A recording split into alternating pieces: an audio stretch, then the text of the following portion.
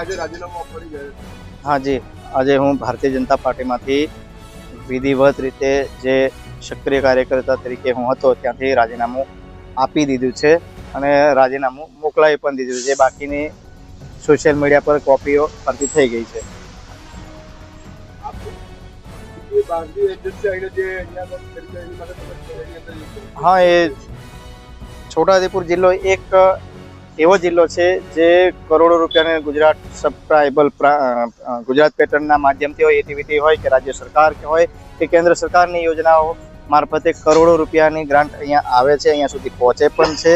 પરંતુ એ ગ્રાન્ટો જે તે અમુક મળતિયાઓના એજન્સી મારફતે ફરી પાછી વાયા થઈને ગ્રાન્ટ જે જતી રહે છે, એના સામે ક્યારેય છોટાઉદેપુરના નેતાએ ચૂંતક અવાજ નહીં કરી શક્યા. એના માટે પણ એક મારા અંગત વિરોધ રહ્યો અને એક સમાજના જાગૃત નાગરિક તરીકે પણ મારો વિરોધ હર હંમેશ રહ્યો છે. એના માટે પણ ક્યારે કોઈ નેતાએ આના માટે કોઈ ખુલવા તૈયાર નથી.